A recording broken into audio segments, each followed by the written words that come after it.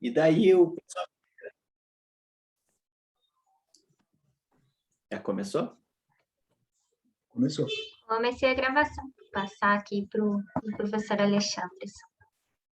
Então, beleza. Então, pessoal, sejam todos bem-vindas e bem-vindos à nossa reunião ordinária do Grupo de Pesquisa em Neuroló, a interseção entre neurociências e direito. É a nossa primeira reunião do semestre. A gente já queria ter começado um pouco antes, mas tivemos uma série de problemas, inclusive já vou pedir desculpas também pelo professor, que ele mandou um abraço, principalmente para o Alexandre, o professor Tiago Gagliano, que está com um problema bem sério na família, né, com a filhinha, e está tendo que se ausentar totalmente. Então, toda nossas energias positivas aí para ele, para a família. Então, a gente passou por essa situação, então a gente só conseguiu fazer agora a reunião, tá? E estamos voltando em grande estilo com o professor Alexandre Moraes da Rosa, que é um nome que era sempre lembrado, então a gente sempre perguntava, com quem que vocês querem a próxima reunião? E era sempre o nome do professor Alexandre, estava em primeiro lugar, e daí agora coincidiu das agendas bater. Na verdade, eu acho que foi a primeira vez que eu te convidei mesmo pro Neuroló, né, professor? Então, isso. Ele já aceitou logo de cara. Então, a culpa, na verdade, é minha, não é dele, da agenda, nem nada.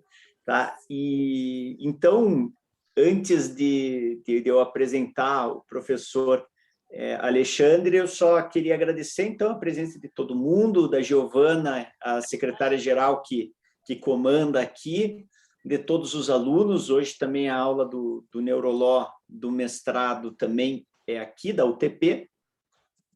E eu já vou passar a palavra porque o tempo é curto, né? E o professor Alexandre, normalmente, ele tem muita coisa para nos passar, né? Parece que até agora até aprendendo programação de computador, então eu acho que tem bastante coisa que a gente pode aprender. O professor Alexandre Moraes da Rosa, ele é doutor em Direito pela Federal, tem estágio de pós-doutoramento em Direito, tanto pela Faculdade de Direito de Coimbra, quanto pela Unicinos. Atualmente está fazendo, eu acho que mais um pós-doutorado na UNB, na Universidade de Brasília, né? É mestre em Direito pela UFSC, professor associado de Processo Penal da UFSC também, professor do Programa de Graduação, mestrado e doutorado da Univale, juiz de Direito de Santa Catarina, membro honorário da Associação Ibero-Americana de Direito e Inteligência Artificial, pesquisa novas tecnologias, Big Data, jurimetria, decisão, automação e inteligência artificial aplicadas ao direito judiciário com perspectiva transdisciplinar, e coordena o grupo de pesquisa Spin Law Lab, não sei se é assim que se fala, pelo CNPq da Univale. É assim. Professor, muito obrigado mais uma vez por você aceitar poder compartilhar um pouco do seu conhecimento em relação à teoria dos jogos, em relação ao que o professor estuda e ensina, e a palavra é sua. Fique à vontade, muito obrigado. Eu que agradeço, Rodrigo, por poder estar aqui com vocês, rever tanta gente que eu gosto muito, que fazia muito tempo que eu não via, né? Aqui a Bárbara, a Paula, são pessoas que nós encontrávamos regularmente aí nos eventos. Nesse período eu conheci a Maria Melo Osso também na sua dissertação, e poder rever muita gente que se eu fosse nominar aqui, nós ficaríamos muito tempo. Então, para começar a nossa conversa nessa perspectiva, embora eu tenha sido convidado, e eu vou seguir esse caminho, eu queria dizer para você, parece que há um percurso muito importante para reescrever a teoria do direito a partir das descobertas não só da neurociência, mas também em relação à psicologia comportamental, à própria psicologia social, que ainda resta uma cauda para todos nós. O nosso modelo de pensar o direito é um modelo muito determinista, né? Nós somos ainda atrelados a uma lógica da física mecânica, mecanicista, em que tudo tem uma causa, um efeito, na lógica de um pensamento teórico por categorias e coisas do gênero. Eu acho que tem alguém com o microfone aberto aí e perigo ouvir alguma coisa. Nesses dias eu estava na sessão de julgamento da terceira turma recursal e uma advogada, a relatora, votou contrária a ela, eu divergi, e o outro meu colega também divergiu e ela conseguiu ganhar. Então, ela ficou muito feliz, ela desligou o microfone, mas a câmera ela deixou aberta e ela saiu a comemorar com o marido, que estava sem camisa, e foi uma selvageria ali na câmera, tentando derrubar, até que conseguimos, porque a vida online traz dessas coisas. E aí, eu fico contente também, porque nesse esforço de repensar, o Rodrigo e o Tiago têm um protagonismo, assim como várias pessoas que estão aqui, como o Onésimo, que eu só vi em 2015 e a minha memória não vem. E aí eu queria já aproveitar para vocês que a dizer também que isso é importante por força da Carol, que é a minha mulher. Ela descobriu ano passado que eu sou muito estranho, né? Que eu sou um sujeito que freak, né? Sempre fui freak desde novo. E aí eu fui fazer uma consulta com uma médica, Juliane Luz, que também está no Instagram, ou seja, uma médica que é uma nutróloga, e ela fez aquela primeira entrevista e perguntou, posso fazer umas perguntas pessoais? Ela me perguntou algumas coisas como é que eu penso, o que eu sinto falta, o que eu não sinto falta, e ali dali ela disse, eu sou o antigo Asperger, né? Hoje sou autista e acho que vale a pena você ver. Então eu fui atrás, a Carol foi, e hoje eu tenho um diagnóstico de autismo, o antigo Asperger, autismo nível 1, o que me faz também estudar um pouco mais esse campo da neurociência e como as sinapses, ou seja, como a minha cabeça funciona. Ela não é melhor nem pior do que a ninguém. Eu tenho uma condição, né? Não se tem cura disso, mas é alguma coisa que me faz pensar de um modo diferente. E depois aí curioso, do jeito que eu sou, eu descobri que alguns desses precursores desse modo de pensar guardavam essa condição, né? Uma condição que nos faz ter um pensamento mais lógico. E isso é importante no momento atual, porque embora nós tenhamos uma teoria do direito que, em geral, opera com categorias muito lógicas, essas categorias têm como pano de fundo uma teoria que não se sustenta mais, né? Essa teoria que não se sustenta, não sei se a minha internet travou, mas é que antes de entrar aqui deu ainda um chabu na minha internet, mas eu consegui uma extra, porque como eu sou um juiz garantista, eu sempre tenho uma internet daquelas eu tenho uma internet de carregar aqui na minha mochila e aí já trouxe. Então, a minha proposta com vocês hoje é trabalhar um pouco associado à forma como nós podemos entender o processo e por que eu cheguei na teoria dos jogos e como o Rodrigo falou, como eu passei hoje a novas categorias, que eu tenho estudado recentemente, a inteligência artificial, como a máquina pode nos auxiliar a realizar tarefas e a processar um volume de dados que nós, como humanos, não temos capacidade. Então, para poder chegar nisso, eu preparei rapidamente para vocês aqui um material e fiquem bem à vontade para fazer perguntas, fazer questionamentos, que essa é a minha proposta aqui hoje. Eu acabei botando aqui do autismo, aqui, esse quebra-cabeças, que é uma das questões que a gente hoje em dia tem levando a sério essa pegada, né, de como as questões do cérebro elas fazem diferença. Vocês, como já estão aí há um bom tempo, já perceberam que todo o nosso esforço, ou as nossas teorias do direito, elas operam no plano da mente. E esse plano da mente ele é insuficiente para explicar as questões vinculadas hoje à decisão. A decisão, muitas vezes, acontece no cérebro, e ela é comunicada à mente, e nós temos a falsa impressão de que nós temos o domínio de toda essa relação. Então, eu vou hoje apresentar a teoria dos jogos, que é uma teoria que parte de pressupostos do agente racional, o agente racional que domina a realidade, o agente racional que decide por custo-benefício, por uma análise sempre vinculada ao modelo econômico de sujeito.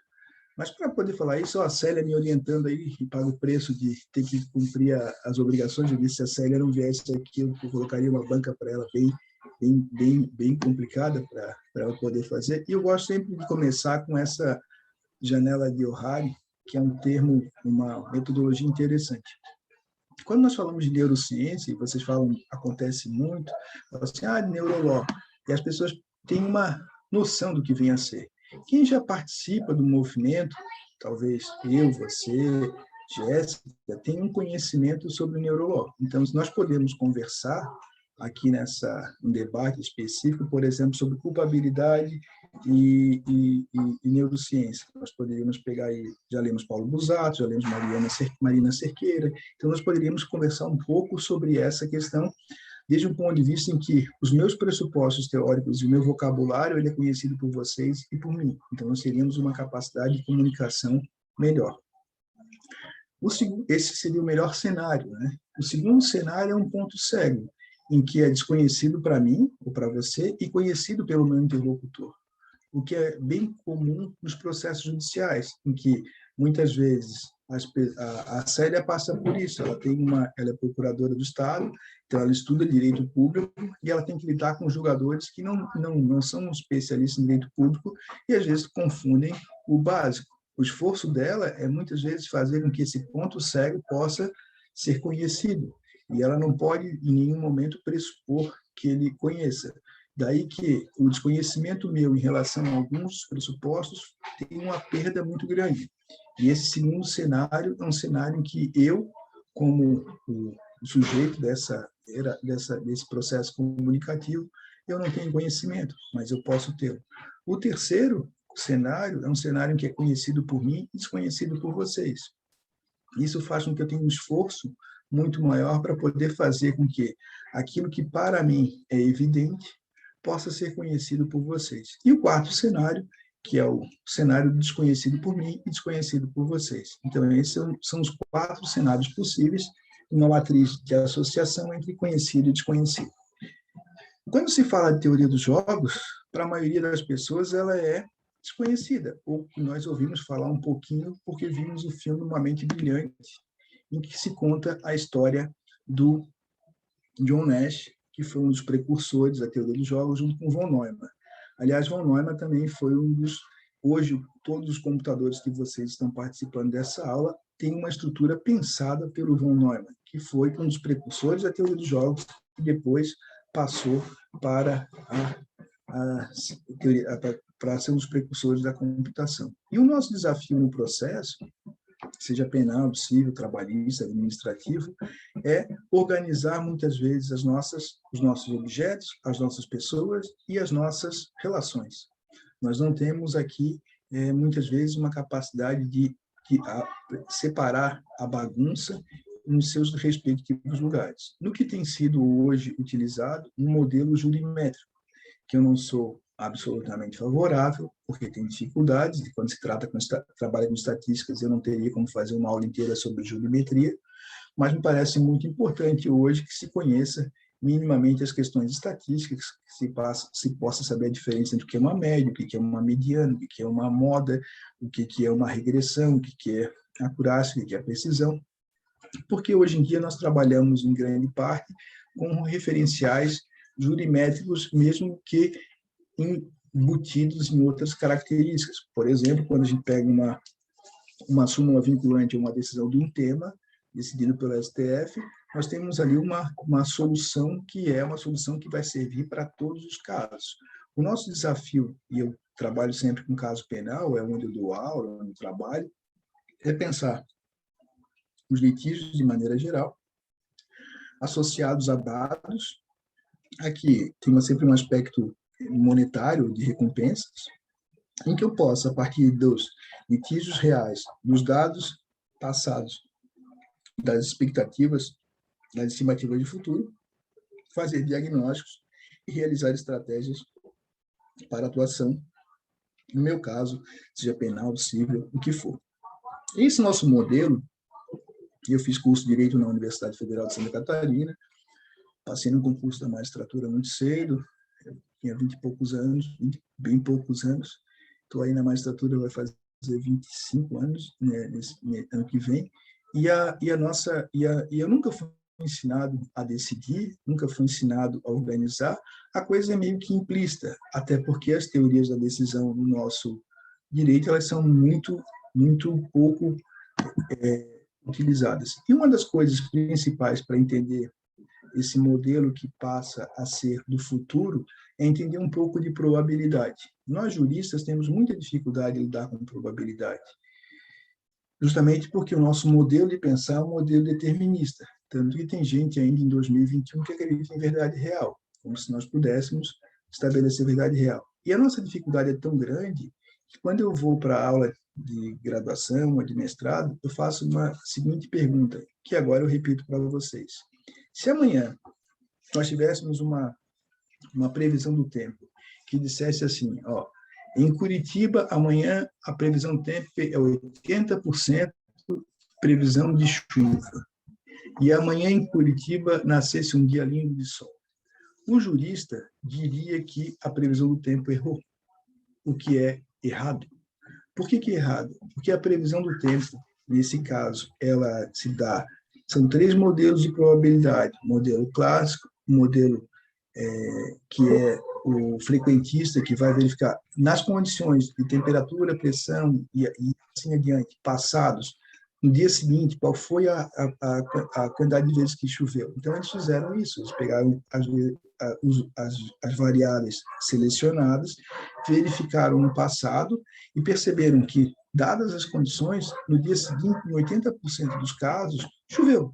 Então, a previsão do tempo, quando dá sol, ela não erra. Mas para nós juristas que pensamos que 50% mais um já é uma decisão, nós temos a falsa impressão que a previsão do tempo errou. E probabilidade é o mundo que nós vivemos hoje. É um mundo em que o direito trabalha. Tanto assim que mesmo uma sentença condenatória, as sentenças têm rescisórias e revisão criminal para todo sempre. Para quê? Para evitar os erros de tipo 1, que são os erros do falso positivo, e erros tipo 2, do falso negativo. Tudo isso faz com que nós, quando vamos fazer um exame de sangue, por exemplo, tenhamos lá os referenciais. Os referenciais nada mais são do que as pesquisas que os médicos, biólogos, bioquímicos fizeram, no sentido de verificar qual seria a média histórica de cada uma das doenças. Isso é muito importante porque, quando se trata de decisão judicial, nós temos probabilidade de que o fato tenha acontecido. Tanto assim que hoje nós aí adotamos tarufo, né? Daria para falar, nós não temos no processo os fatos como objeto, nós temos o discurso sobre os fatos, que é muito diferente do que os fatos. Quem acredita que o processo é uma reconstituição de um fato histórico, lamento dizer, está no século passado. O que nós temos aqui é alguém que disse que aconteceu alguma coisa, a possibilidade de um suporte probatório mais objetivista possível, uma probabilidade que nunca é de 100%, porque no processo, por definição, aquele que julga deveria ser ignorante no tocante aos fatos. Se isso é verdade, a gente vai trabalhar com probabilidade. E probabilidade é uma litigância baseada em evidências, e não uma litigância baseada no que eu, Onésimo, Maria Luz pensa. E esse modelo de evidências é algo em que a inteligência artificial pode nos auxiliar e auxiliar muito. Então, eu fiz essa pequena introdução para vocês, porque me parece que é importante situá-los que hoje eu continuo pensando na teoria dos jogos, mas dei um passo a seguir, que está nesse livro novo, que é o Guia do Processo Penal Estratégico, que é de acordo com a teoria dos jogos e a MCDAC, que é uma metodologia multicritério de apoio à decisão construtivista. E nesse modelo, eu vou partir da teoria dos jogos, esse livro é de 2021, até ano passado, 2020, eu trabalhei com o Guia do Processo Penal conforme a teoria dos jogos, em que nos dois a gente vai trabalhar com uma perspectiva de diagnosticar o nosso caso. Então, eu tenho que saber quem são os personagens, no meu caso, eu tenho que levantar o maior número de variáveis relevantes. Com essas variáveis diagnosticadas, eu preciso analisar esses dados, decidir qual rumo que eu farei e executar as minhas ações, de maneira a obter o resultado que eu pretendo. Esse é um agir profissional. Ninguém espera, se nós fôssemos fazer uma operação médica, que o médico, cada vez que tivesse uma intercorrência, tivesse que abrir o manual ou procurar no Google. Nós esperamos que ele se prepare para todas as possibilidades.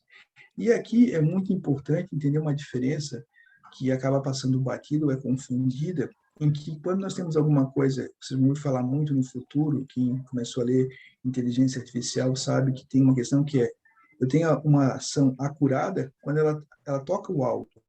Eu tenho uma ação precisa quando todas as minhas ações são próximas de uma das outras. Então, eu tenho precisão, mas uma precisão que não é acurada. Aqui eu tenho uma acurácia que não é precisa.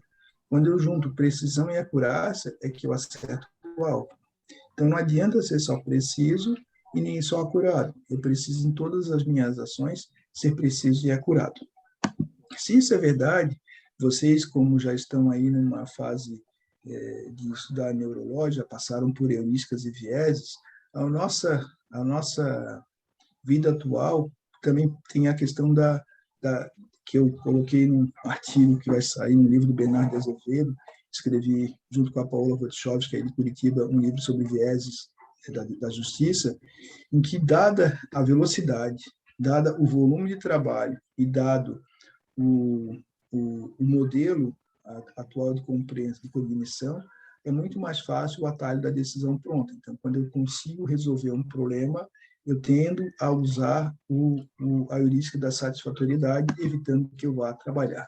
E chegando nisso, onde eu começo a trabalhar a teoria dos jogos. O que a teoria dos jogos é? Onde eu aprendi?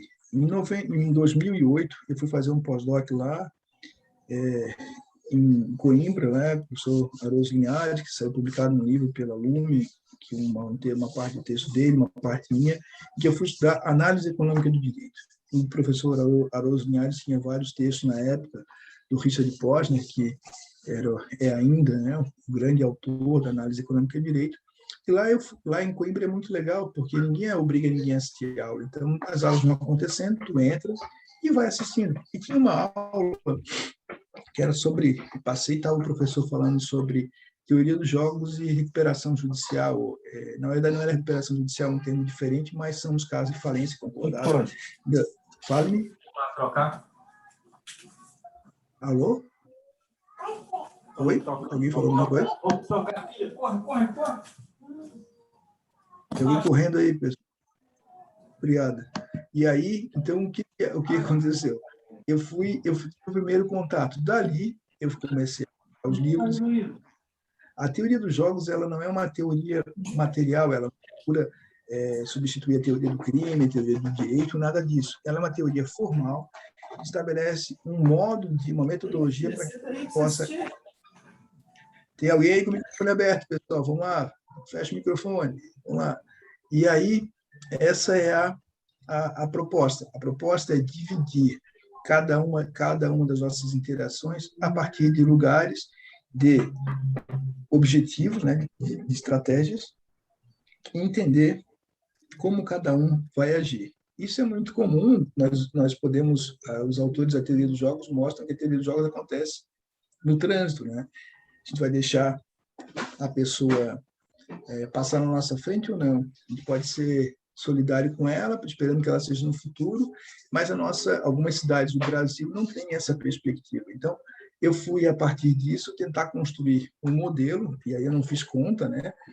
A Maria Losso sabe que ela está pesquisando, tem vários trabalhos que fazem conta, e alguns que dizem que é impossível usar a teoria dos jogos de direito, coisa que vários professores americanos trabalham, inclusive em direito penal, para pensar, por exemplo, a análise econômica do crime, como o Gary Becker escreveu naquele texto clássico da década de 60 sobre por que se delinque, né? E isso fez com que eu construísse uma metodologia que parte de 4 passos. O primeiro deles, eu preciso saber contra quem eu estou interagindo. É diferente ter um promotor como o Onésimo e ter um promotor que é o seu João, porque o João pode ter uma compreensão de mundo diferente do Onésimo, e em real tem. Como nós temos um direito que tem múltiplas dimensões, eu preciso saber com quem eu estou interagindo. Quando a gente começa a namorar alguém, quando a gente começa a conviver com alguém, essa ausência de informação da pessoa nos gera uma posição mais cautelosa. Hoje em dia, durante muito tempo, eu trabalhei com 2 promotores na vara criminal que eu era titular, que eu já os conhecia pela respiração, pelo modo que sentavam. Então, um dos promotores, que era o Marcelo, ele começava a audiência com o peito estufado, com a aguerrido. Quando a audiência e a prova ia ficando ruim para o lado dele, ele ia jogando o corpo para trás. Chegava no momento que eu já percebi que ele tinha desistido, se acabou, né? Acabou, pode absorver. Então, era tão evidente o modo como eu já conhecia, não só as ações verbais, como as corporais dele, que isso me dava uma vantagem. Então, eu preciso saber contra quem eu tô situado. Não é um juiz, um promotor. Eu sempre sugiro que a gente pense os locais como cadeiras, né? Os sujeitos processuais como cadeiras, e essas cadeiras são ocupadas por sujeitos humanos, e também nós não podemos perder de perder a noção de que o processo tem agentes processuais internos e tem externos, dado que um processo com mídia pressupõe a compreensão da mídia. O Rodrigo acabou de trabalhar num processo de magnitude nacional, em que a mídia tinha um fator relevante, e ele precisou, de alguma maneira, trabalhar com esse fator mídia, dada a repercussão nos julgadores, se houvesse, por exemplo, uma absolvição da cliente dele. E isso precisa ser levado em consideração para estabelecer o quê? Para saber no segundo passo. Somente tenho as regras do jogo depois que eu sei quem está participando do processo. O Onésimo hoje vai para uma audiência, se ele não souber quem é o julgador, ele não sabe se o júri fará perguntas ou não fará perguntas. Mas se ele souber quem é o julgador, ele consegue ter maiores referências de comportamento desse juiz. Então, a própria atividade dele probatória pode ser restringida ou ampliada a partir de quem são os agentes processuais que participam da interação. Isso faz com que as regras reais do jogo não sejam diferentes daquelas que nós sonhamos. Isso nos dá um ganho para poder agir. Quanto mais eu conheço as oportunidades e os comportamentos, eu não posso transformar um juiz autoritário em um juiz garantista, mas eu posso criar, a partir daquilo que eu já sei dele, os meios para reagir e não ser surpreendido nessa questão. O terceiro é saber o que o personagem quer. Tem juiz, promotor, defensor que ir embora mais cedo, tem outro que está engajado na punição, tem outro que está engajado em não está nem aí, ou seja, a gente tem personagens com as mais diversos objetivos. E se você pega um promotor engajado, no caso, um juiz, numa luta contra a corrupção, vocês aí de Curitiba sabem melhor do que eu estou falando, ou aparentemente contra a corrupção, né, embora eu faça, a gente tem aí um personagem que precisa ser levado em consideração qual é o ganho subjetivo dele, qual é o engajamento que tem. Só depois que eu tenho, então, minha comunidade de jogadores, que eu sei quais são as regras reais e quais são o que move os meus agentes, é que eu posso estabelecer estratégias, o que eu quero no final do processo, e as táticas, que são as ações intermediárias, de modo relevante, de modo realístico, de modo factível. Se eu não fizer isso, eu vou ficar randomizando e arriscando demais. Por isso que, nesse modelo que eu estou criando, e o Rodrigo fez referência, eu tenho trabalhado no Roadmap Crime, que é uma lógica de você pensar uma linha cronológica do processo, uma linha constitutiva para que a gente possa diagnosticar o tipo penal, os agentes processuais, o procedimento, as provas, a valoração e a decisão para trabalhar standard, um plano paralelo, que são os recursos e ações impugnativas, em que se possa fazer um diagnóstico preciso do caso, o mais próximo possível, estabelecer quais as estratégias possíveis dentro sempre do fair play, né, para nunca defender nada ao contrário, em que se possa criar planos de ação e uma execução monitorada. Nesse sentido, a teoria dos jogos aqui, ela é trabalhada na sua ideia grande, na sua ideia macro, sem que leve a ferro e fogo as questões vinculadas aos pressupostos, porque a teoria dos jogos ela é, do ponto de vista teórico, limitada, dada a pressuposição da ausência de avaliação de risco dos agentes processuais e de uma definição como modelo, né? Como modelo ela é sempre uma representação da realidade e ela tem que fazer algumas escolhas. O sujeito que a teoria dos jogos adota é o sujeito econômico, né? O sujeito que faz análise de custo-benefício. Por isso que, a partir dela, eu propus uma ideia de fazer um 360 em cada caso que nós formos agir, penal, civil, o que for, planejar a estratégia dos agentes que eu tenho, né? Decidir com base em evidências, para que eu possa ter um esquema decisório, monitorar a execução com respectivo ajuste. Então, essas fases geram um pensar estratégico. Fala. Professor, desculpa. Eu vou pedir para que todo mundo desligue seus microfones. A Rafaela, eu estou tentando falar com ela no privado já faz um tempo, e ela está com o microfone ligado desde o início. Professor, foi passado para você é o host, então se você puder clicar nos 3 pontinhos, você consegue desligar o microfone se alguém estiver te atrapalhando. Tá? Ou você pode deixar... porque eu estou tentando falar com ela, talvez se você deixar... Rafaela. Isso. Deixa eu ver se eu acho a Rafaela aqui. Vamos ver a Rafaela. Cadê a Rafaela? Rafaela? PH. Cara, depois eu vou invadir o teu computador aí, porque tu tá fingindo que está assistindo a coisa. Já mutei ela agora, né? Mutei. Muito obrigado. Valeu, muito pessoal. Obrigado. Então aí, eu já mutei aí. Então é legal isso da vida digital. Então, a ideia é melhorar a competitividade, no que a teoria dos jogos ela é um caminho para poder entender como essas relações operam, mas ela precisa ser pensada de uma lógica qual? Se eu tenho qual é o juiz, né? Ou eu tenho uma juíza, alguém que vai... Eu tenho uma persona. Então, quando eu vou me dirigir a uma persona, eu posso fazer uma estratégia de taxas singulares, levar os atributos pessoais. Se a juíza conhece, por exemplo, um pouco de neurociência e ela consegue entender a gramática da neurociência, eu tenho condições de invocar em a discussão com ela toda a temática do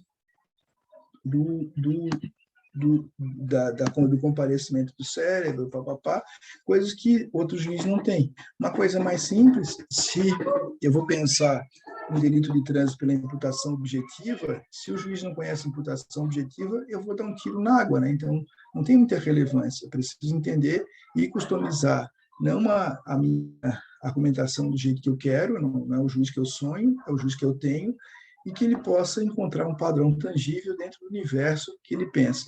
Quando eu tenho um público-alvo, que é assim, um tribunal, eu não sei para quem vai distribuir, eu faço uma regressão média. Como é que é o comportamento médio? Eu tomo cuidado para levar a sério os atributos do grupo, a minha argumentação é mais generalista, e eu tenho um padrão aproximado, diferentemente de um padrão tangível, porque eu levo em consideração, por via de consequência, quem são os meus agentes reais, né? Aqui eu botei o meu amigo Hubert, né? Eu sempre faço isso está no livro e também está no aplicativo novo, em que a gente vai levar a sério para saber. Eu preciso definir quem são os agentes que estão comigo. Então, eu vou pegar lá qual é a formação, qual é o esquema decisório, qual é o engajamento, qual é a experiência e habilidade, qual é o perfil de risco, qual é o histórico de interação. Ou seja, já briguei com o promotor, já briguei com o delegado, vale a pena insistir, eu tenho que ser realista nesse momento. E aqui uma das questões que me passa muito a margem do Rodrigo, com o Daniel Avelar escrevendo muito bem sobre isso,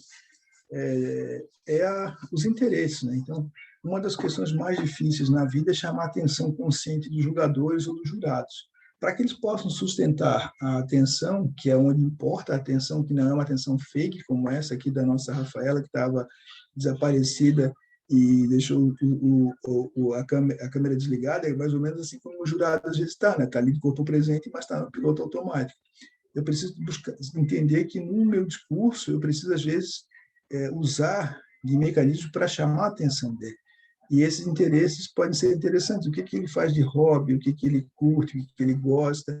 Um colega meu foi estudar uns jurados, como o Rodrigo faz, e percebeu que um dos jurados era um sujeito que tinha uma participação numa ONG de animais. Então, no discurso inicial, ele falou dos animais, da proteção, o que aparentemente não tinha nada a ver com o caso penal, mas foi interessante porque o jurado arregalou o olho e começou a prestar atenção no discurso que ele fazia dali em diante. Então, vejam vocês que, às vezes, questões que parecem ser irrelevantes ganham um papel definido. A gente tem que mudar também o nosso modo de argumentar. Se eu for trabalhar com informação, eu preciso ser assertivo, claro e eficaz. Eu tenho uma luta com os meus estagiários e assessores para ninguém mais colocar com efeito, todavia, entretanto, palavras diretas, frases pobres, com sujeito, predicado e verbo, sem adjetivo nenhum. É proibido usar adjetivo, ninguém vai ficar infeliz, ninguém precisa adjetivar, a afirmação está comprovada ou não está aprovado. A nossa argumentação clara, direta, evita a ambiguidade e a vagueza.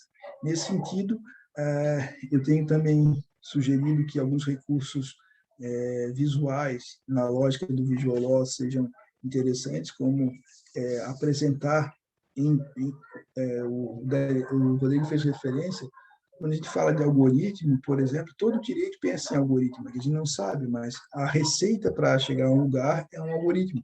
E a narrativa que o advogado faz na petição inicial, o promotor faz na denúncia, é um algoritmo. Ele vai dizer que no dia tal, às tantas horas, em tal lugar, o fulano tal praticou tal crime. Então, ele fez um algoritmo que, se tudo tiver provado, ou a parte dele, eu terei um resultado, que é a condenação. Então, o que nós fazemos é mostrar que esse modelo de apresentar em linguagem natural, ele acaba precisando que o leitor, ou quem nós nos dirigimos, tem que fazer a representação. Eu faço representação entre aspas, porque tem toda a discussão de representação.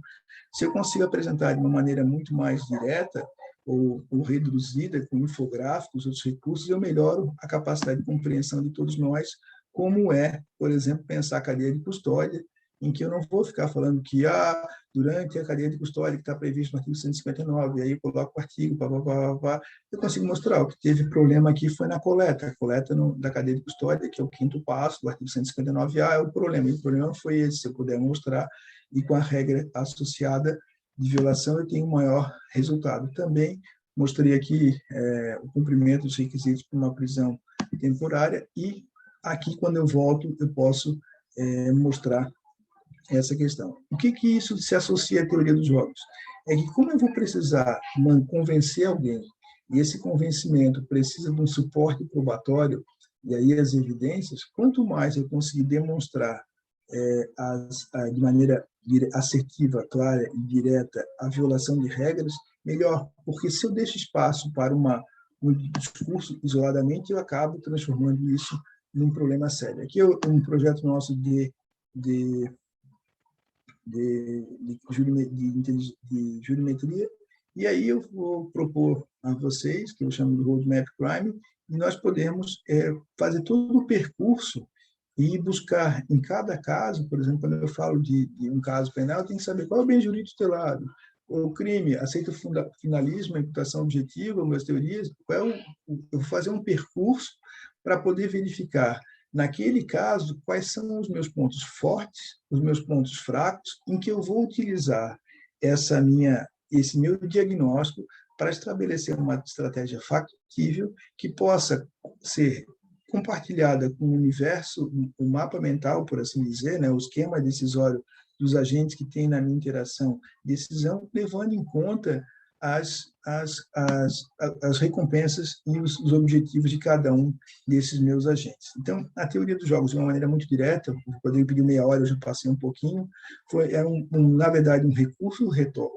teórico, pelo qual nós podemos formalizar as nossas interações e, com a formalização das nossas interações, agir de modo tal que nós possamos obter resultados mais próximos da realidade ao levar a sério a interação humana como um fator decisivo do processo, porquanto nós não decidimos sempre pela racionalidade como se defende na teoria, né?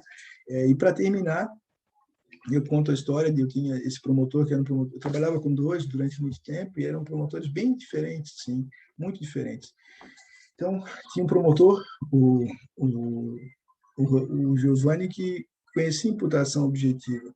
E quando você trabalha com delitos de trânsito, por exemplo, é um inferno, né? Porque se o sujeito pensa pelo finalismo, tudo vira negligência, tudo vira imprudência, tudo vira imperícia, para fins e não quando muito dolo eventual.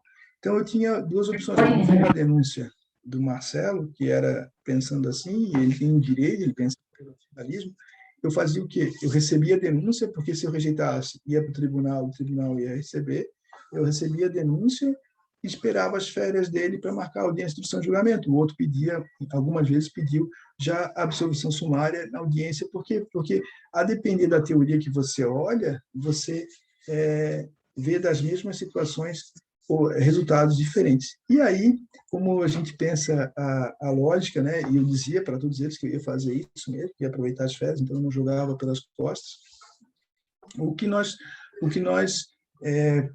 precisamos entender é que esse recurso, essa metodologia nos auxilia a pensar que se o Rodrigo amanhã tiver um flagrante, chamado um flagrante, e quem tiver, ele precisa saber quem é o crime, mas ele precisa saber quem é o delegado de polícia que está lá, porque se ele já representou, já bateu boca, talvez seja interessante chamar o Luiz Eduardo para fazer atendimento na delegacia, porque um 28 pode virar um 33 por uma vontade do personagem, muitas vezes dominado por situações que não são racionais.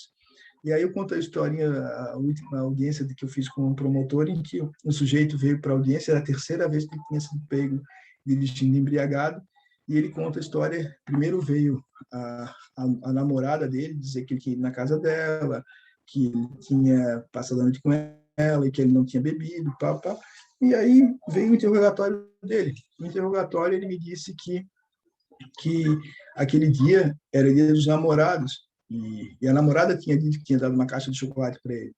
E aí ele disse que era dia dos namorados, você sabe como é que é mulher, né? Não, me explica.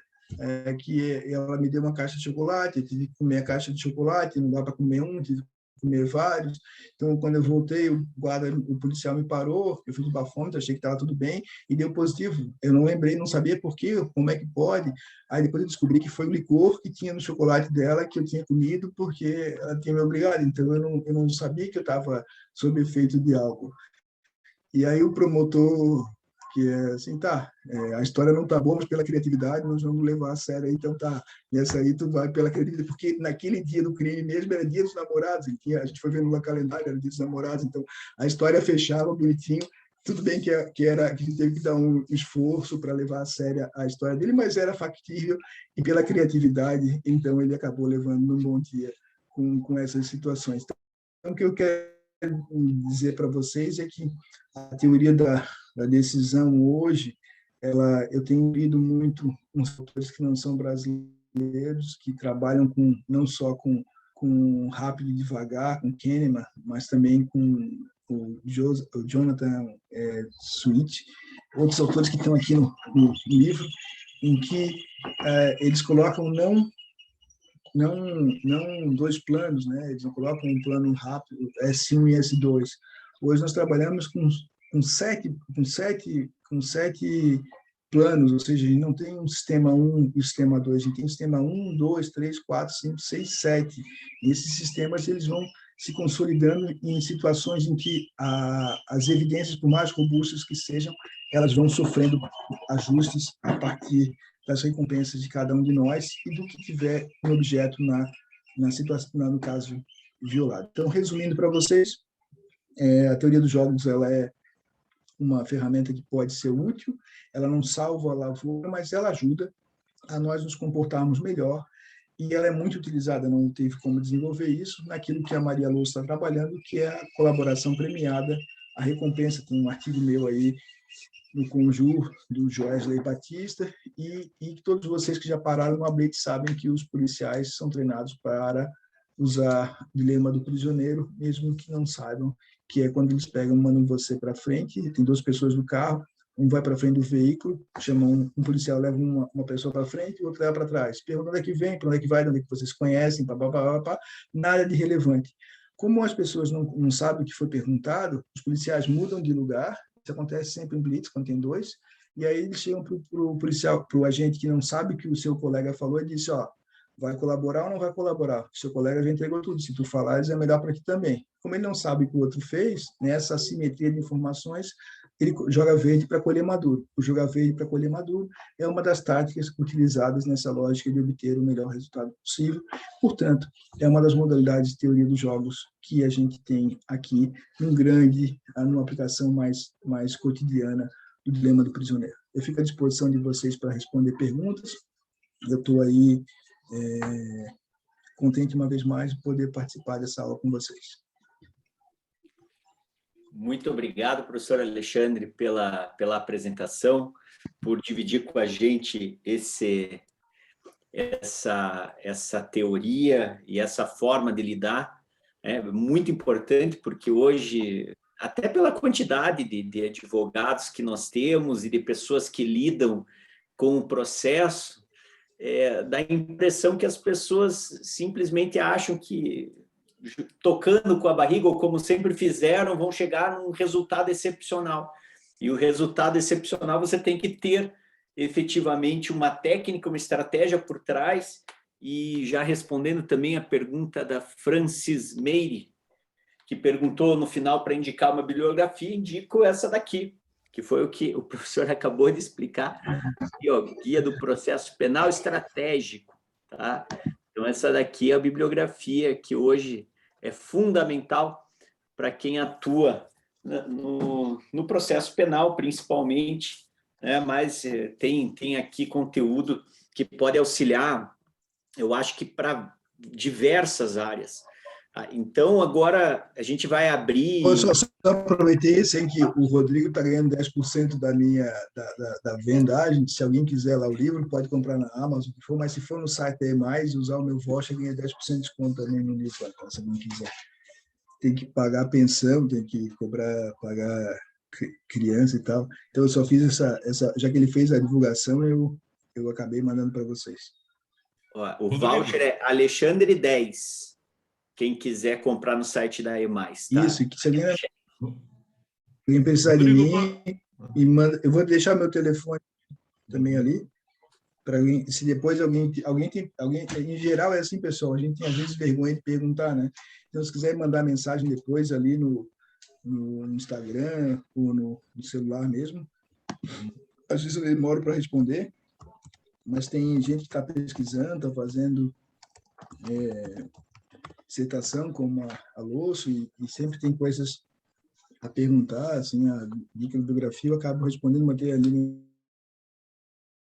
responder as perguntas, que alguém queria fazer pergunta aí, Rodrigo. Rodrigo, sou eu. Né? Vamos lá, Onésimo, tudo bem? Tudo Manda bem, lá. graças a Deus. Né? É isso aí. Primeiro, eu estou esperando a visita de vocês aqui na Paraíba, pô. Eu convido sempre, vocês não aparecem, pô. Levar vocês lá para Bananeiras, passei um final de semana agora, retornei hoje um friozinho. Para a gente aí em Curitiba, Joinville, Florianópolis, não é.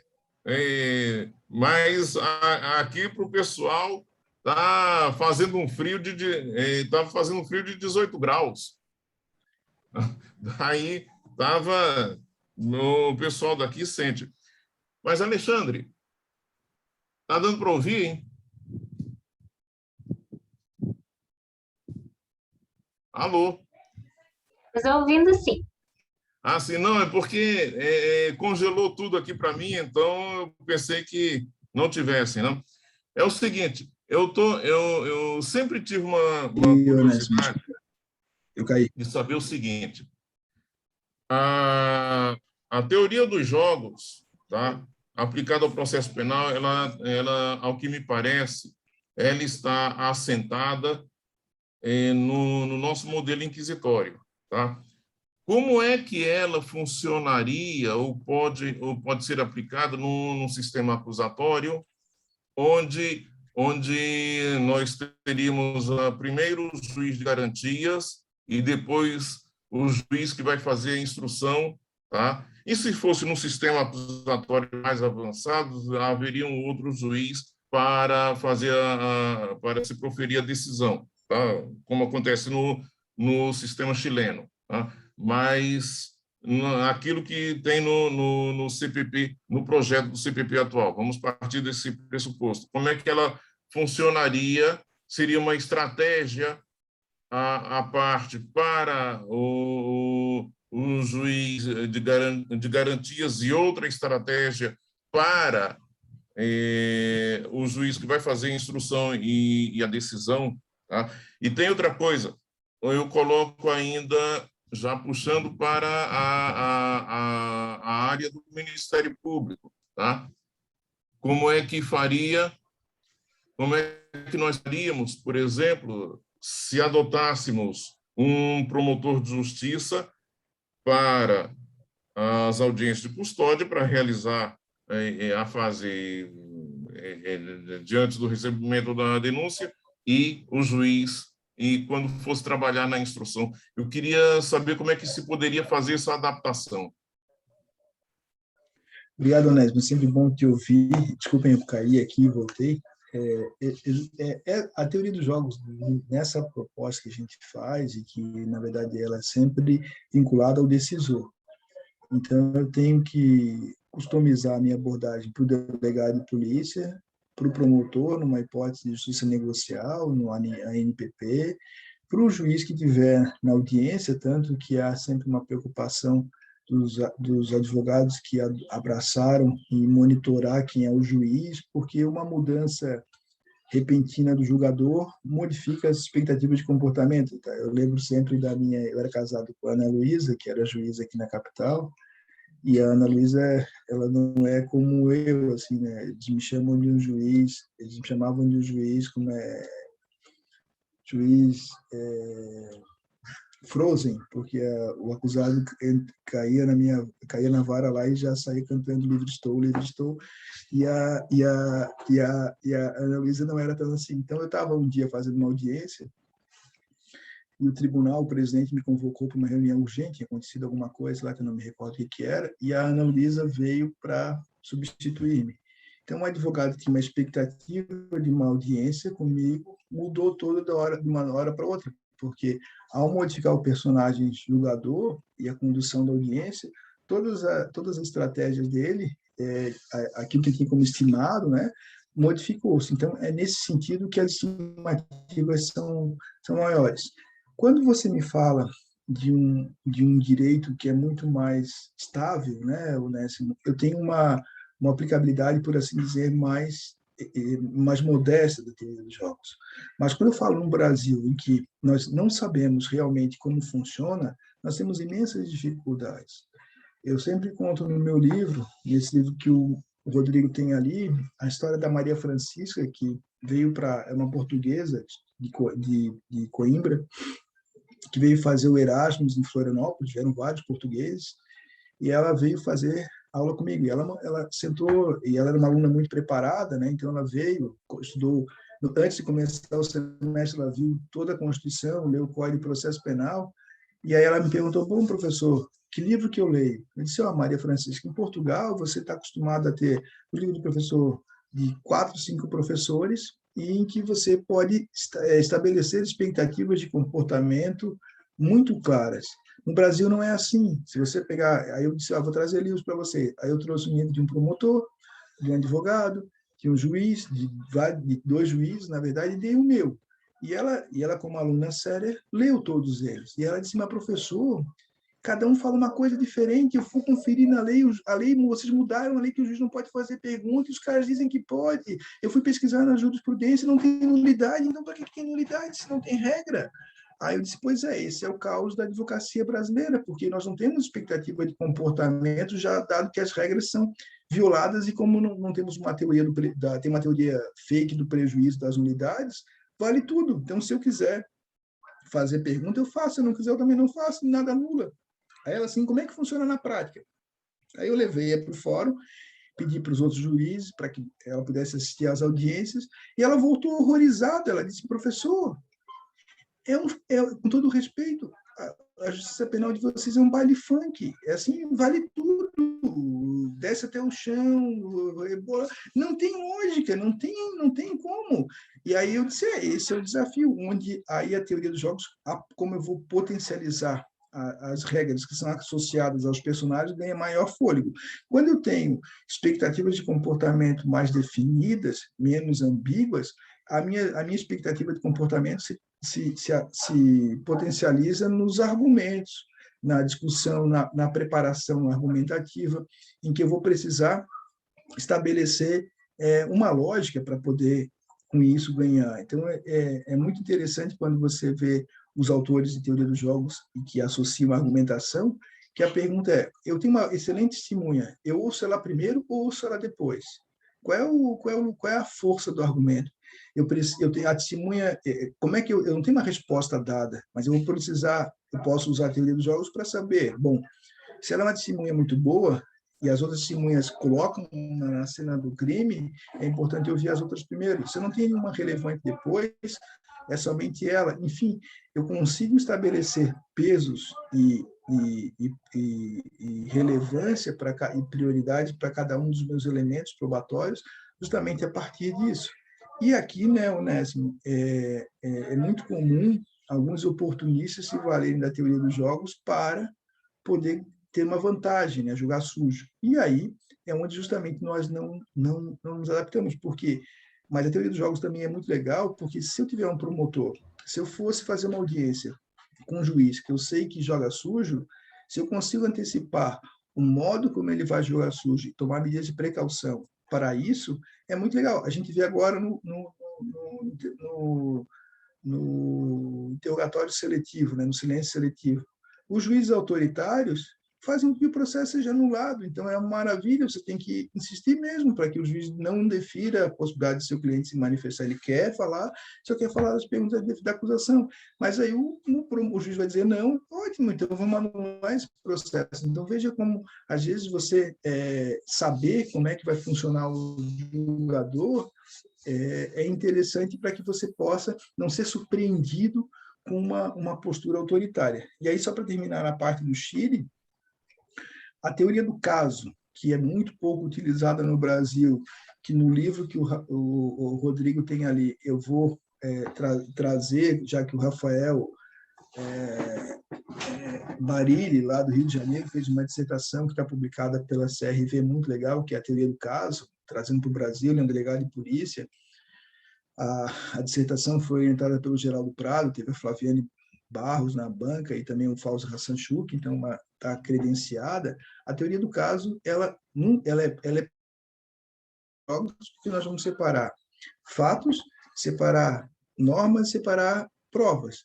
E nessa articulação, nós podemos associar a estrutura teórica para poder saber qual argumento vem primeiro numa ordem de preferência. Então, vale a pena, a meu juízo, essa utilização da teoria dos jogos também no ambiente acusatório e aí sem as preocupações das surpresas de compreensão, mas também ela é muito útil. Então, eu não sei se eu respondi adequadamente as tuas questões, mas é nesse caminho. Ela é útil tanto no sistema acusatório como no sistema inquisitório. E ela não teria ela não pretende mudar, ela pretende dizer, bom, se você é casado com a pessoa X, ela é diferente, você vai interagir com ela, é melhor que você conheça A muito mais do que se você não conhecer. Então, é nesse sentido que acaba sendo a importância de ter a teoria dos jogos. E aí, eu acabei não falando, a gente tem uma teoria dos jogos que é estanque, né? Que ela tem estratégias puras, tem estratégias mistas, mas ela é muito legal porque ela, hoje em dia, é pensada de modo dinâmico, né? Em que se alteram as recompensas. Uma coisa simples para vocês, ó. Quantas testemunhas do procedimento ordinário pode arrolar? 8. Arrola 8. Não tem nada mais feliz para um juiz numa audiência quando você desiste de 6. Ele abre um sorriso, né? A alegria do juiz, olha só como o juiz e o promotor, que você vai desistir de 6, de 8 testemunhas. Não, eu vou desistir de todas. Puxa, isso dá uma alegria naquele momento para o julgador. E se você não tem nada para trocar, você perde. Então, estou dizendo que é uma coisa humana, né? Que é ter que não ouvir a testemunha de defesa, sempre tem aquele estigma de não ser testemunha de defesa, e é muito comum. Aí vale a pena também, quando eu estive na Espanha, eu fui estudar um pouco de psicologia do testemunho lá com o Antônio,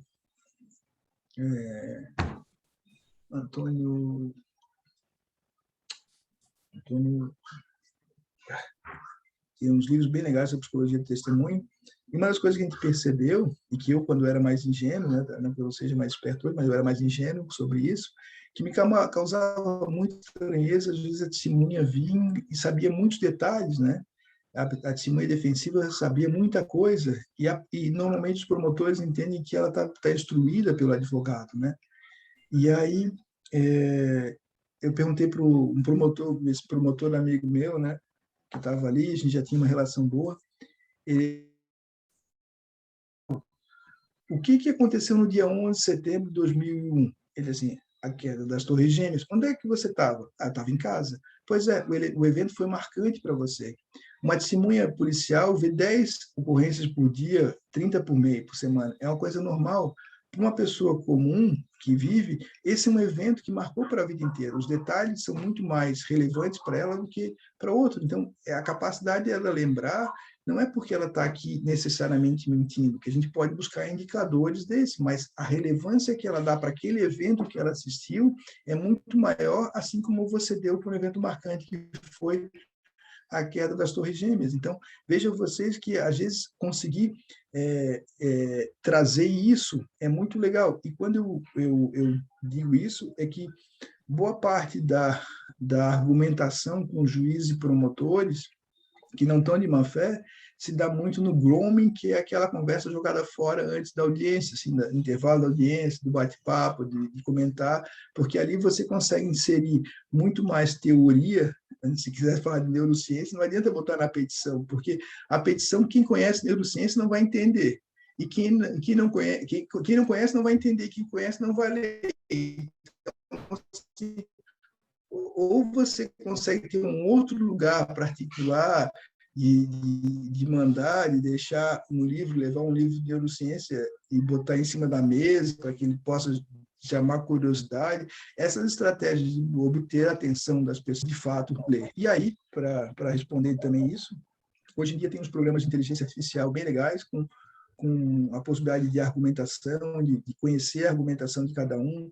Eu posso pegar a base de dados do Onésimo para saber os autores que ele usa, a estrutura de pensamento dele, e com isso construir argumentações muito mais customizadas a quem eu me dirijo. Rapaz, eu queria saber por que nós não trabalhamos juntos, meu Deus do céu. Por que eu não fui fazer concurso aí em Santa Catarina? Sabe que eu queria morar em João Pessoa, na Paraíba. Eu sou apaixonado por essa terra, por essa água quente daí. Eu adoro estar na Paraíba. Me morou aí durante muito tempo. E quem sabe a gente possa trabalhar alguma vez. Mas eu te confesso que eu já estou velhinho. Agora eu estou chegando, daqui a pouco eu estou no tribunal aqui. Eu sou 10º alguma coisa já, de tanto tempo que já estou nessa vida. Mas seria muito, muito legal trabalhar contigo. Não sei se as outras pessoas gostariam, né? Assim, teríamos uma resistência, mas seria muito legal. Principalmente esse pensamento tradicional que tem aqui, rapaz. Vocês falaram dessa diferença aí, tá? Eu trabalho numa comarca que tem 6 varas e somente 2 lidam com o crime. Quando eu saio da primeira vara criminal, que eu sou promotor do júri daqui, lá de Santa Rita, e vou, por exemplo, para a 5ª vara, que é a outra vara que trabalha com crimes por distribuição, tóxicos e violência doméstica, a diferença de pensamento entre as 2 juízas é uma coisa impressionante. A que eu trabalho ainda dá para se conversar, tradicional, mas dá para se conversar, sabe? Ela tem um pensamento um tanto aberto, principalmente quando entra na área da execução penal. Agora, a outra da 5ª vara, ela já é daquelas que senta, não dá nem importância para o advogado, já vai digitando a sentença, para você ter uma ideia. Tá? Infelizmente. Simon, obrigado pela pergunta. Eu vou agora passar a palavra quem pediu aqui, porque o professor Alexandre também tem um compromisso daqui a pouco, então a gente tem pouco tempo. Para a Andréa, pediu para fazer uma pergunta. Andréa, fique à vontade. É bem rapidinho. Boa noite, professor Rodrigo, a todos, a todas. Parabenizar aí o retorno do grupo, né, nesse semestre. Professor Alexandre, fiquei curiosa, muito bom ouvi-lo, né, sobre os trabalhos aí num grupo de pesquisa, da Univale, que é o Spinlo Lab. Eu queria saber um pouco mais desse grupo, sou professora também da Universidade Federal aqui em Goiás.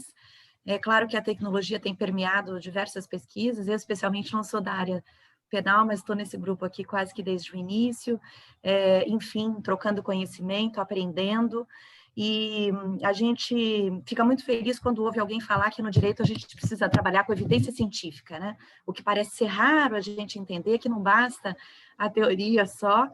E aproveitando essa minha curiosidade, eu também queria saber um pouco dessa motivação sua entre um livro e outro, ou entre uma publicação e outra, entre o trabalho com a teoria dos jogos e agora com essa metodologia que eu talvez não tenha compreendido muito bem, que é a metodologia, assim denominada, de multicritério de apoio à decisão construtivista, MCDAC. Eu agradeço a oportunidade e fico aqui no oitiva. Muito obrigada, professor Rodrigo. Doutora Andréia, vamos lá, então, assim, vou te responder por partes.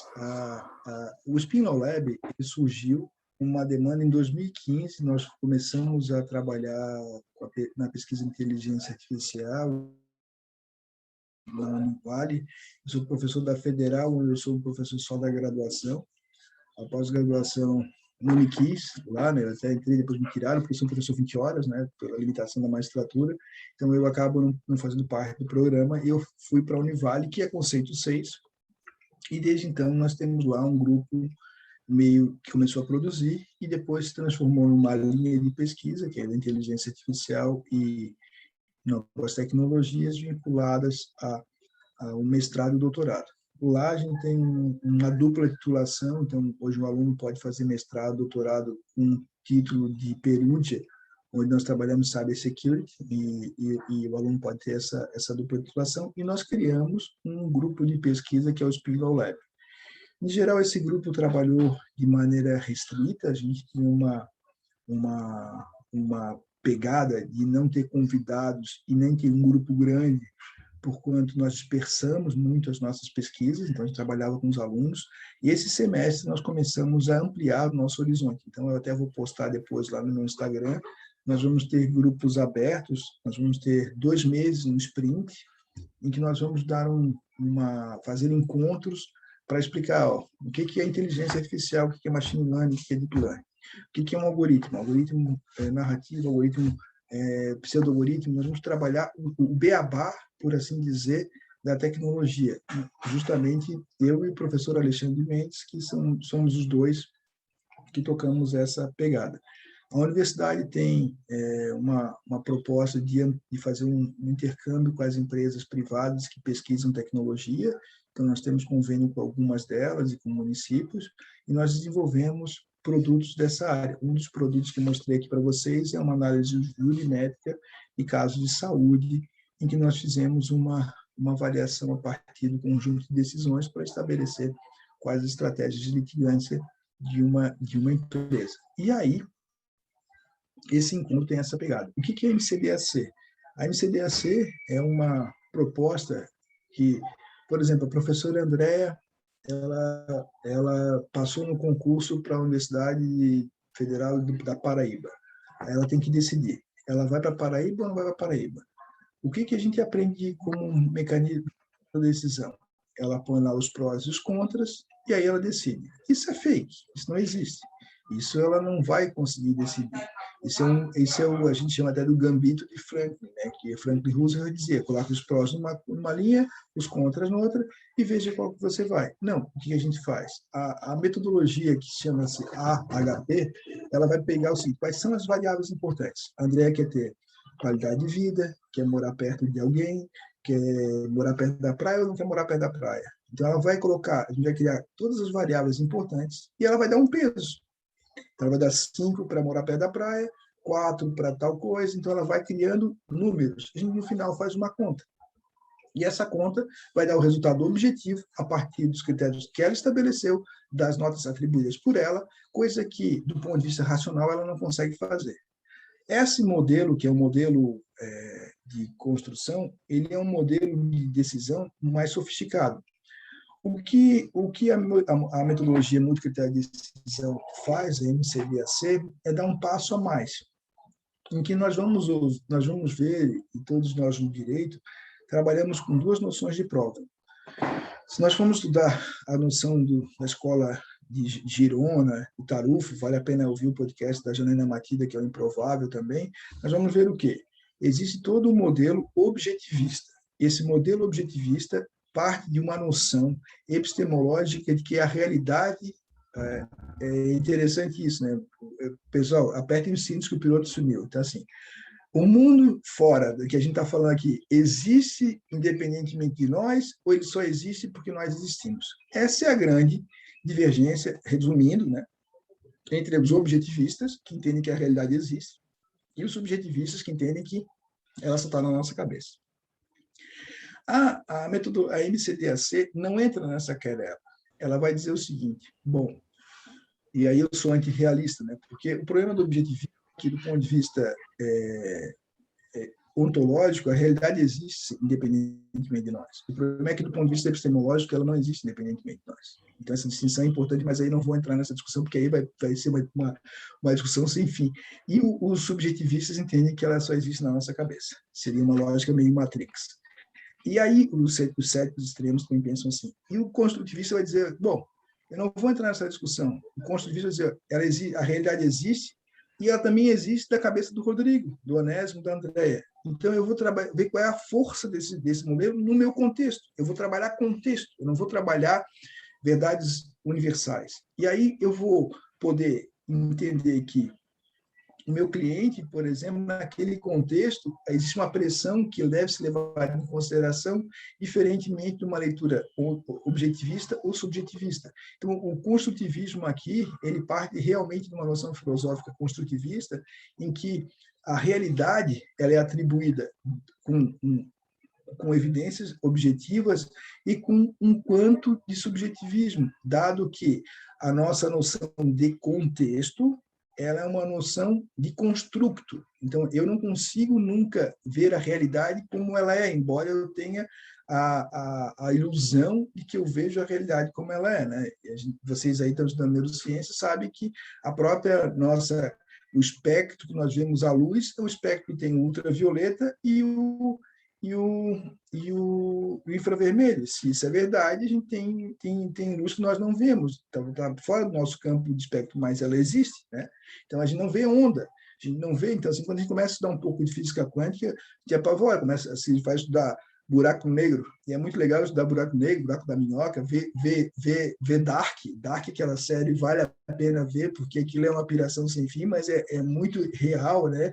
Einstein tinha falado lá atrás sobre a existência de relações, que é o entrelaçamento quântico, né? Que é uma coisa pirada para todos nós, mas assim, é muito legal, tem filhos gêmeos, em que, por mais que eles estejam longe, um sente o outro, de maneira que não tem como explicar essa sensação entre um e outro, mas aí, do ponto de vista da física quântica, a gente poderia pensar no entrelaçamento quântico.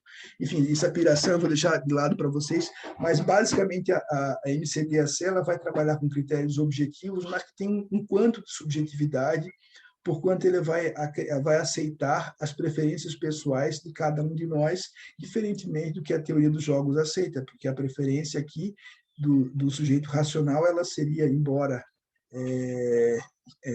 preferência pessoal, ela teria um privilégio da questão. Então, vocês estão todos convidados também, né, que nós vamos ter o Spin Lab, eu vou colocar lá no meu Instagram, mas se quiserem mandar mensagem, acho que a gente começa a nossa jornada, acho que na quarta-feira agora, ou na quarta-feira da semana que vem, até vou conferir com o Alexandre Mendes, que é o meu assessor lá de assuntos aleatórios, porque eu sou totalmente desorganizado na minha vida, né? Então, isso é muito legal. Aliás, eu queria sugerir para vocês, quem tem dificuldade de organizar a vida, existe um aplicativo chamado Obsidian. Baixem, é free, não paga nada, chama-se Obsidian. Quem joga Minecraft sabe que tem a Pedra do Obsidian lá também, né? Quem tem filhos sabe da Pedra do Obsidian, mas não é a mesma coisa, é similar, é o Obsidian Markdown, e que ele constrói, tem uma curva de aprendizagem um pouco grande, mas ela mudou a minha experiência com a construção do conhecimento. E vocês, às vezes, têm dificuldade de saber onde é que está alguma coisa, se vocês transformarem tudo para para uma estrutura do Obsidian, ela vira um segundo cérebro. Eu vou até mostrar aqui para vocês como é que funciona legal, se puder aqui, acho que tiraram o meu rosto, mas eu vou, daqui a pouco, se puder mostrar para vocês rapidinho isso aqui, eu acho que agora, devolve para mim, Rodrigo, deixa o seu rosto um pouquinho aqui. Eu caí ali, né? Quando eu caí, eu acho que não deu mais, eu perdi a condição de... Coloquei como anfitrião novamente, professor. Obrigado. Eu só vou mostrar... Eu vou mostrar para vocês aqui, que eu acho que isso para mostrar o conhecimento. Estão vendo aí, né? Não. Então, agora sim. Então, eu vou mostrar aqui a minha estrutura para vocês, muito rapidamente, mas eu acho que vale a pena fazer isso. Como é que funciona aqui Então, eu tenho desde artigos que eu estou fazendo, a temas que eu estou pesquisando, e todos eles eu coloco, não é muita novidade, né? Então, eu coloco em pastas aqui, em pastas, e ele funciona numa lógica de notas. Mas o mais legal é que você tem várias ferramentas, que vão desde calendário, que vocês estão vendo aqui, anotações com tags, mas o mais legal de tudo é que a gente cria um segundo mapa mental. Então, eu tenho aqui, tenho aqui uma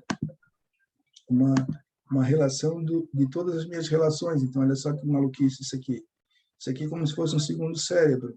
Então, eu tenho aqui um arquivo que é sobre Aristóteles, que está vinculado, Aristóteles está vinculado com essa outra nota que está aqui embaixo, que eu vinculei com, quando se fala de área de inteligência, se fala. Então, Aristóteles está vinculado com sacadas, que é para usar em palestra, está vinculado a dispositivo, o dispositivo está vinculado a coisa. Então, eu consigo organizar as minhas notas, todo o que eu pesquiso, em que eu não fico procurando em qual arquivo que eu coloquei as coisas. Eu consigo organizar isso aqui como um segundo cérebro. Então, aqui eu tenho a minha organização pessoal, e também tenho do trabalho. Você pode fazer vários vaults, vários baús. Tem lá da turma recursal, em que eu organizo a minha coisa. Tem a minha tese de o meu trabalho de pós-doutoramento, eu tenho um vault só para ele. Então, eu vou lendo um material e vou construindo. Não preciso ficar depois guardando onde é que está isso, pelo amor de Deus. Enfim, eu consigo organizar essa questão. E aí, isso eu vou acabar mostrando para vocês, já que tem essa curiosidade. Quando eu falo, por exemplo, da turma de recursos, e aí a jurisdição de vocês, a minha jurisdição está focada nisso, né? Mas vocês podem fazê-lo para a atividade acadêmica de vocês. Então, aqui eu tenho os temas da turma de recursos, que vão desde aéreas, tal. Então, eu tenho todos os bloquinhos das aéreas, em que eles ficam num fluxo específico. E aqui, da mesma maneira, eu tenho eles como um segundo cérebro, e esse segundo cérebro me dá uma definição. Então, eu tenho aqui estando probatório da Jana, está vinculado a Bayesiana, está vinculado a estando probatório, e assim você vai organizando a sua vida. Só isso já dá, a meu juízo, se vocês tiverem curiosidade, tem vários vídeos de tutoriais no YouTube.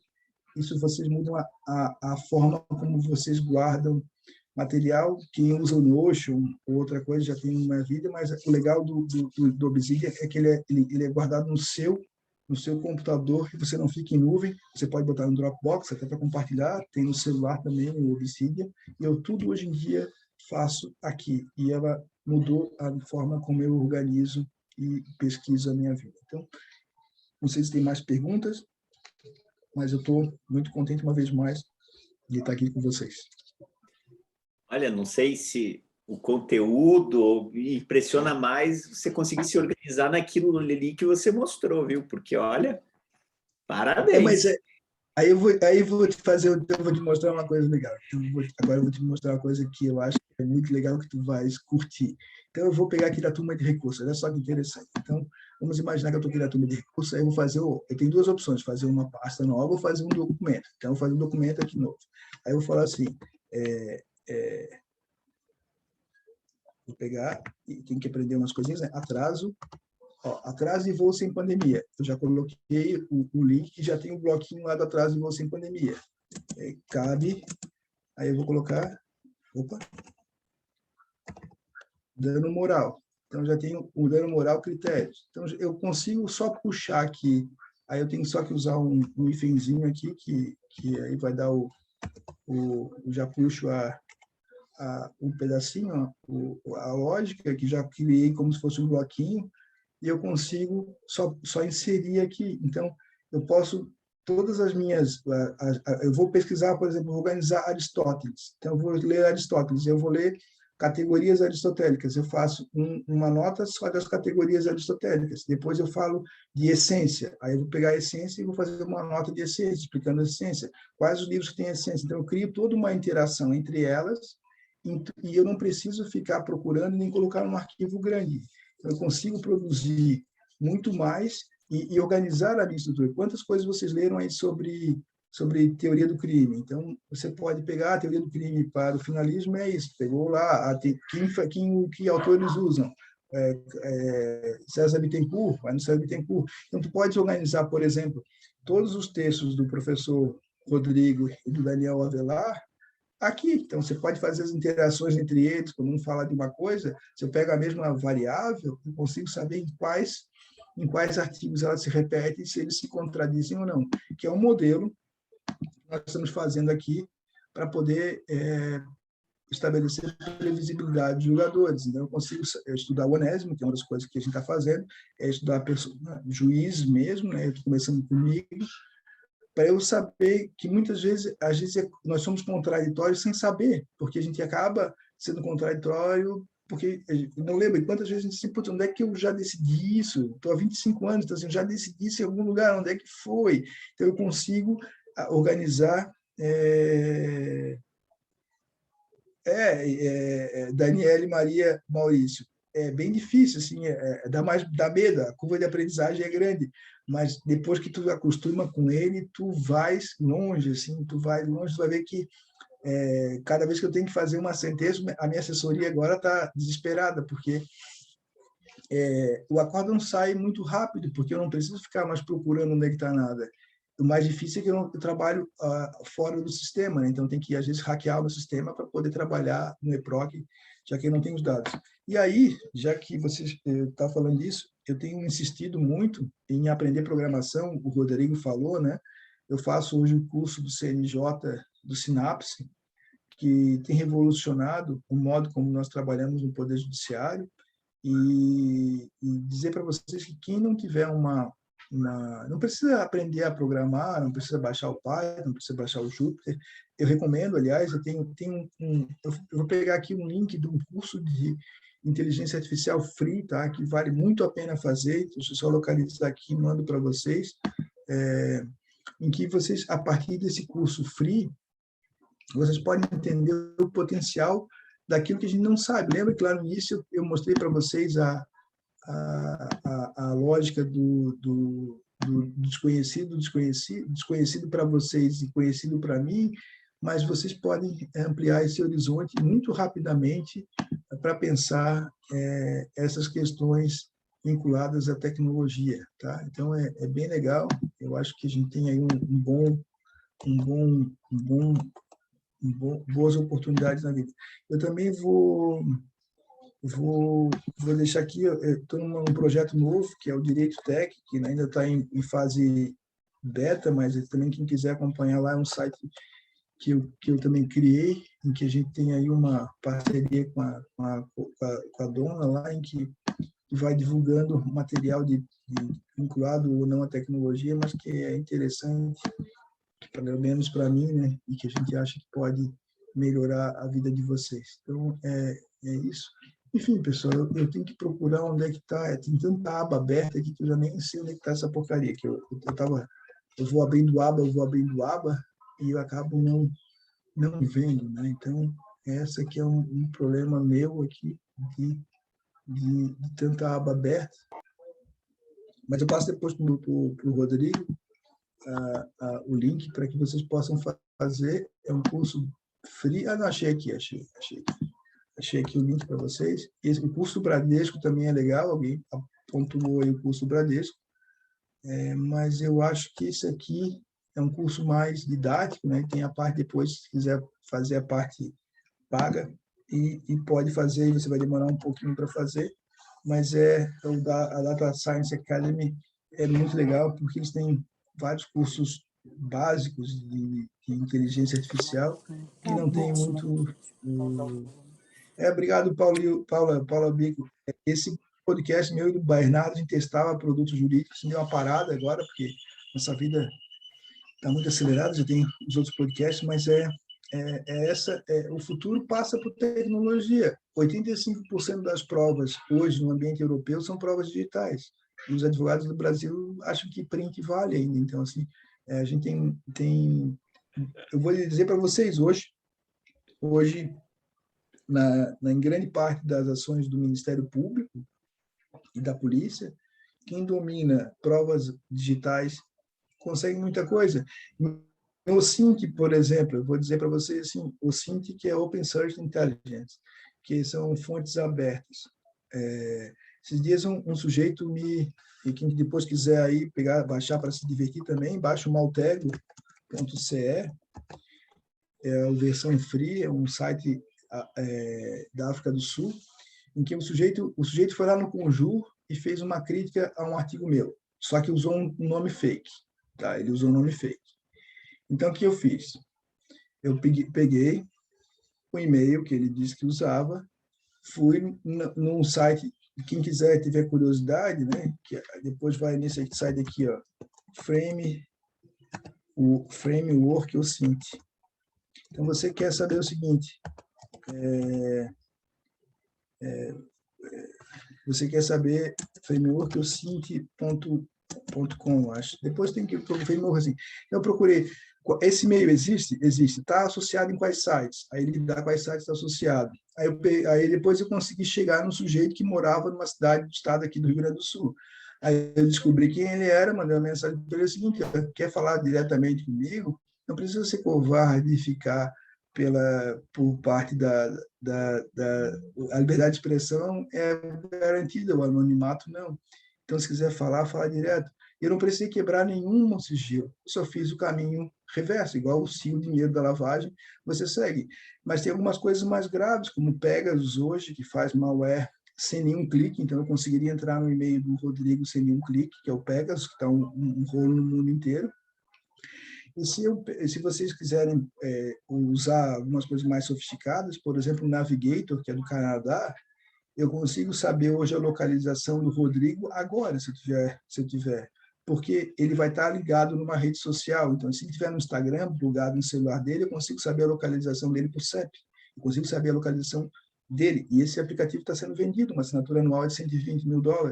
120 mil reais, aliás, dá $25 mil. Aí você tem o Social Link, que é o IO, que está em fonte aberta. Então, assim, o mundo digital ele é muito significativo.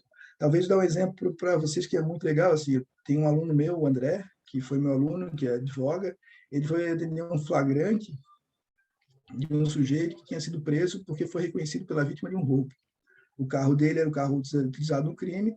O meu amigo chega na delegacia, o André chega na delegacia, o cliente está chorando, porque ele foi chamado pela filha, o cliente não tem antecedentes criminais. O delegado disse, olha, amigo dele, a vítima reconheceu, vai levar jaula, flagrante de roubo. O que ele faz? Chega no cara, o cara diz, não fui eu. Tá bom, ele já levou o papelzinho, diz, ó, escreve aí, eu, fulano de tal, autorizo a autoridade policial a pegar o meu celular, que era um celular, ele perguntou qual era o celular, deu a senha para o policial, para o delegado, sob a autorização do meu advogado, o advogado assinou junto, chegou lá no delegado, todo aqui, ó, a assinatura dele. O celular está com o senhor, o celular foi pego com ele, logo depois do crime. Tem aí, vamos pegar a linha do tempo do Gmail, que está no celular. Todos nós temos linha de tempo no Gmail. O Gmail nos traqueia onde é que nós vamos, e ela está disponível. O delegado abriu o celular, viu que na hora do crime ele estava em outro lugar, foi lá, pegou a câmera de segurança do local onde aparecia, viu que o carro dele aparecia a câmera, ou seja, um flagrante que ia ser um berreiro na audiência de custódia para poder soltar, não soltar. O delegado nem flagrante fez, porque conseguiu evidências de que ele não foi o sujeito. Então, o que aconteceu?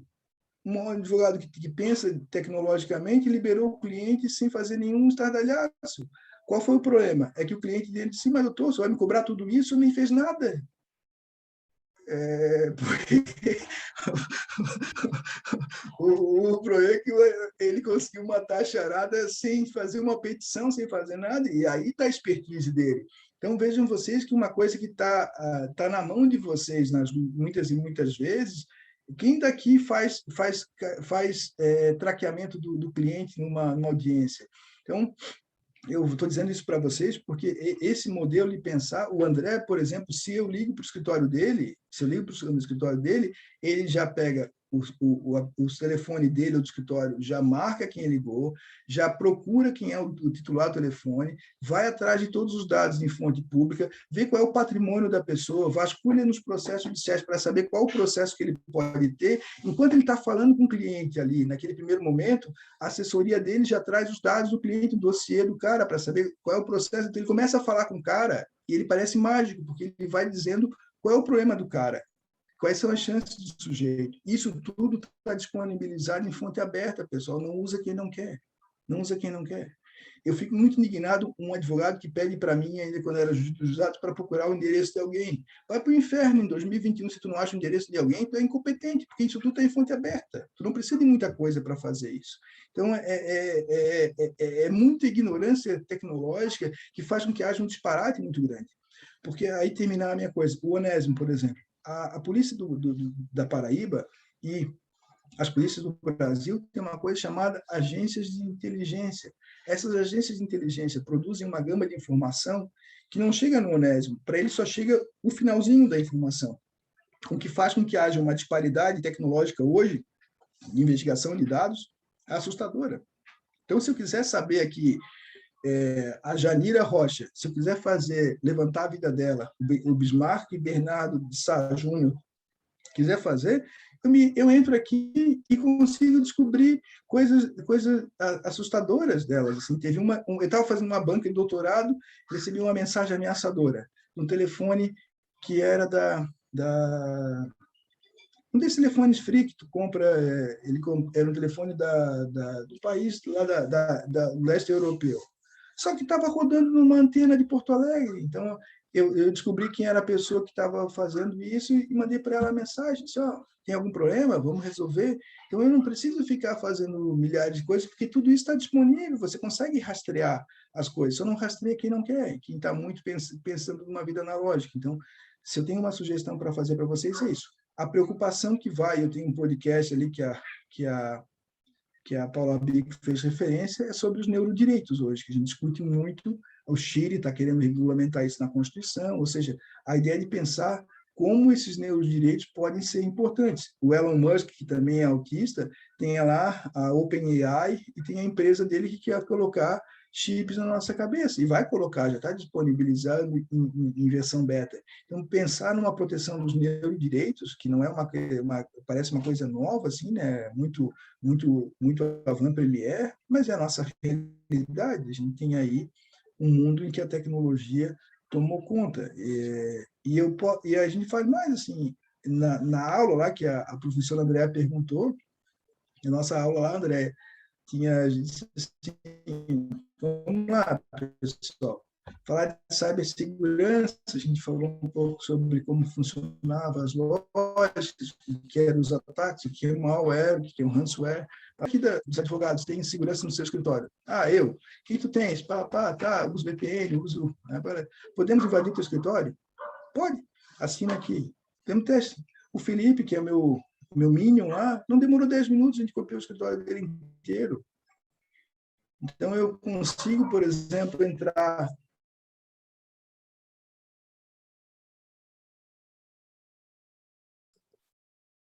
Deu uma travadinha. A última vez já tinha dado uma travada. Ele já vai voltar.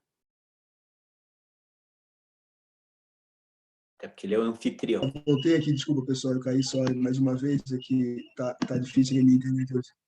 E aí, só para terminar, então, a minha questão é que, hoje em dia, em 10 minutos, a gente entrou no escritório dele, copiou todos os documentos, e ele se achava extremamente seguro, porque quem invade, se eu invadir o celular da Giovanna Carcereri, eu não vou contar, eu tenho uma vantagem, e essa vantagem eu não preciso contar, eu só vou fazer depois uma denúncia anônima, um encontro fortuito, um Fishing Expedition, ou seja, eu tenho uma vantagem muito grande. Aliás, Giovana, tu podias apagar um monte daquelas fotos, não sei por que tira tanto print ali, eu acabei de ver aqui, tens que apagar aquele monte de print que tu fica tirando, que não serve para nada, tem um monte de print, vou apagar um pouco deles ali, tá?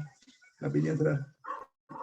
E aí, brincadeiras à parte, nesse caso do meu time lá da universidade, a gente consegue mostrar coisas mais bizarras, mais fáceis, assim. A gente estava na sala de aula, e aí na sala de aula eu derrubei, né? A gente derrubou a internet free da universidade, criou uma rede fake, e as pessoas se plugaram na rede da Univale de novo. Aí só que era a nossa rede, então a gente começou a projetar as fotos das pessoas que estavam na nossa rede ali. Os alunos começaram a ver as fotos no telão, e a gente disse, vocês entram em rede pública, vocês têm mais que se dar mal mesmo. Então, vejam, assim, coisas básicas, a gente não tem noção do risco que a gente corre ao fazer. Então, quando a gente trabalha com esse novo mundo, que é um mundo de tecnologia, a gente não tem... o nosso desconhecimento tecnológico coloca em risco nós, coloca em risco os clientes que a gente tem, porque se a gente tem os nossos documentos no Drive, no Google Drive, no OneDrive, vocês não têm segurança nenhuma. Aliás, vocês deram um ok, deram um opt-in para que as empresas, a Google, pudesse vasculhar, e se tiver algum crime, ela tem que denunciar, ela tem que fazer a reportagem, ela tem a obrigação legal de reportar um crime que esteja negociado por ali. Enfim, o que a gente tem aí é uma disparidade tecnológica que a maioria das pessoas não sabe, não se dá conta da vulnerabilidade que está submetida, e isso é muito grave. Porque se eu fosse enfrentar o Rodrigo hoje no processo judicial de grande valia, a gente tem alguns aí que são mais amadores que realmente quebram o sigilo dos advogados, mas não precisa quebrar o sigilo. Hoje você pede para alguém que está na Lituânia invadir os dispositivos do Rodrigo, não vai hackear nada, eu vou poder acompanhar ele em tempo real, assim.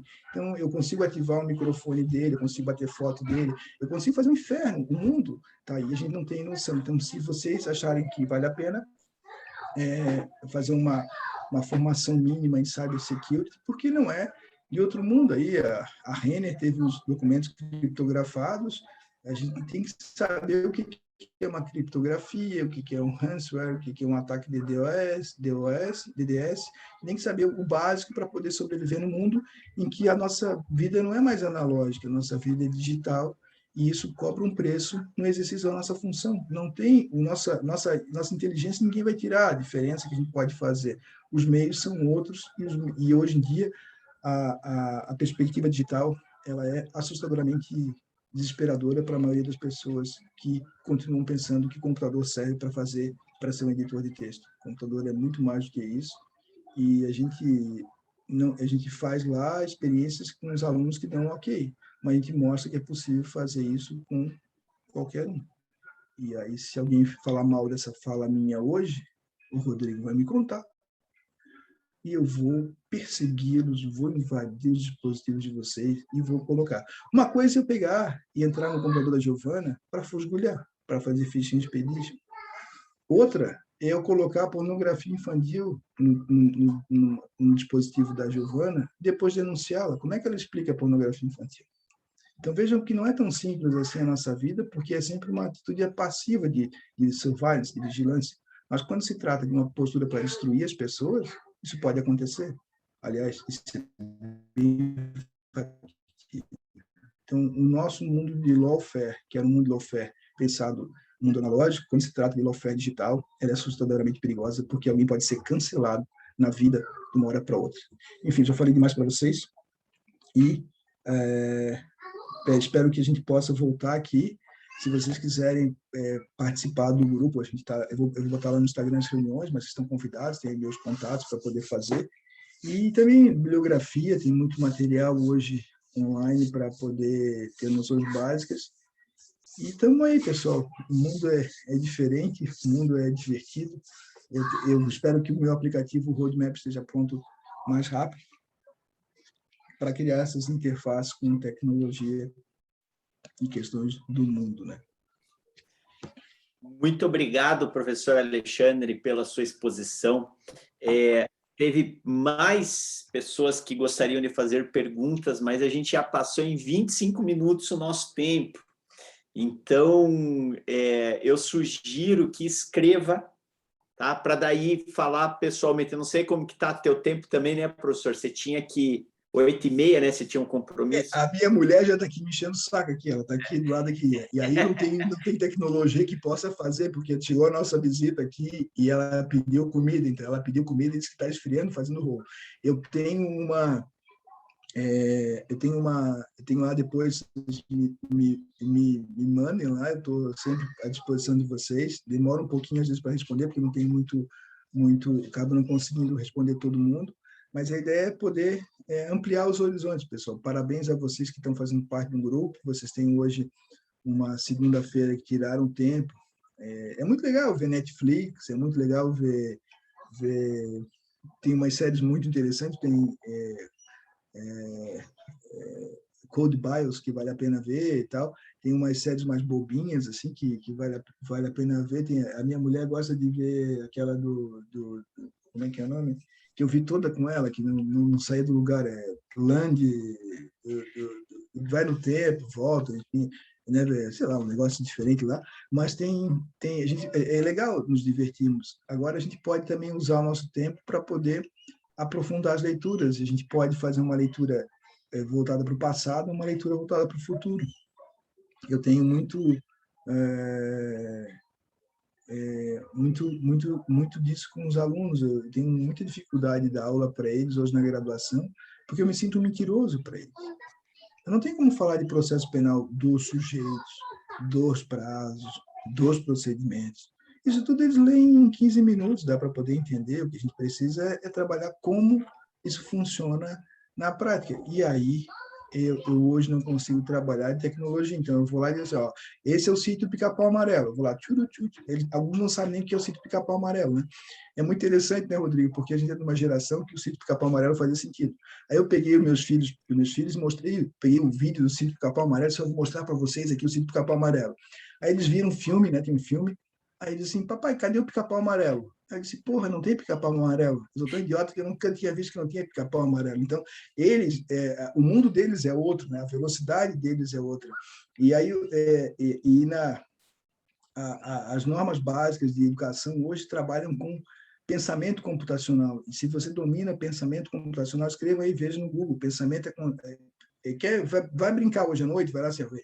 Pensamento computacional, pesquisa uma coisa que é engenharia social. Isso é muito legal, que é como se faz fraudes. Então, você vai aprender o que é um ransomware, o que é um ataque phishing, o que é... Assim, é muito legal. A gente tem um site chamado Engenharia Social, que é muito, muito divertido, em que a gente aprende a dar golpes e ser menos trouxas para não cair no golpe. Esses dias eu pensei que tivesse caído no golpe, até botei no meu Instagram lá que eu tinha sido hackeado, mas eu tomo todos os cuidados, né? Eu disse, pô, fui hackeado? Como assim, né?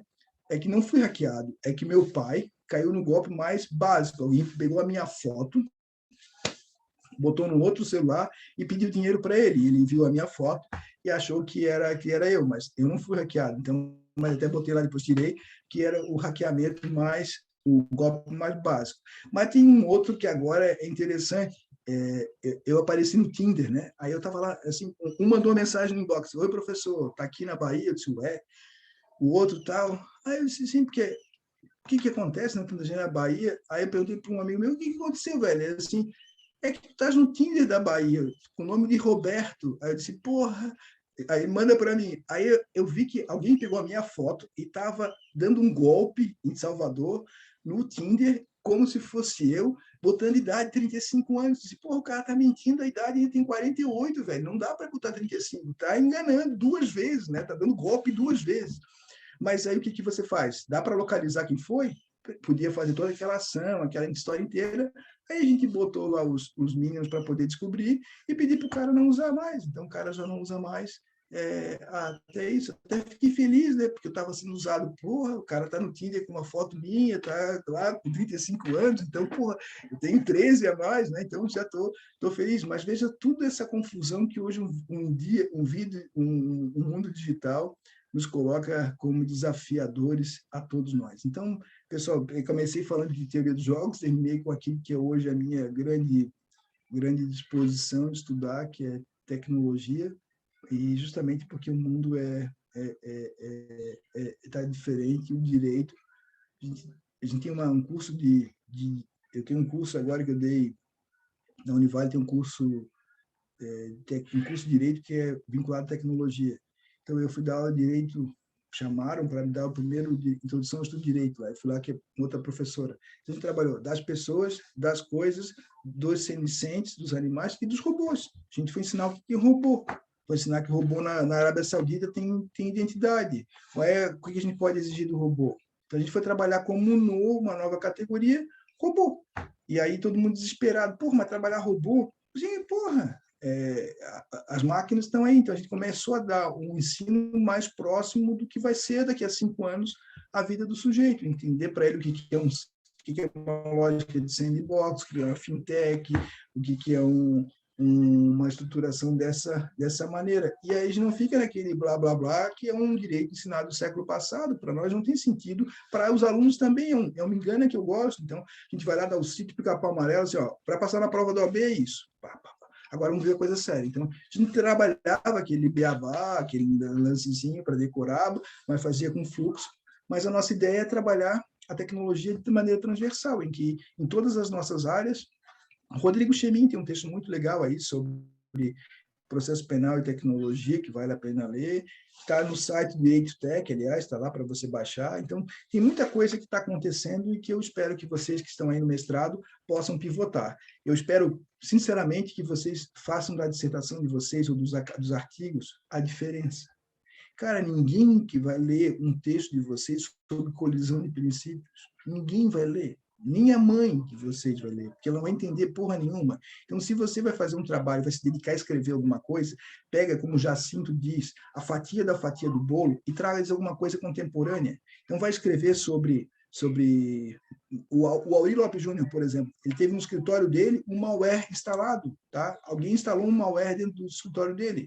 Ele faz o quê? Faz leitura. Então, ele estava no escritório dele, sem ninguém entrar, entraram pela online, instalaram um vírus para poder ligar, ter microfone, para poder subtrair arquivos. Porra, o Aurí. Então, a questão é que ninguém mais está ileso a esse mundo. E se você não tem esses conhecimentos, aquela minha primeira tela acontece. A gente tem o desconhecido para nós e o conhecido para o outro.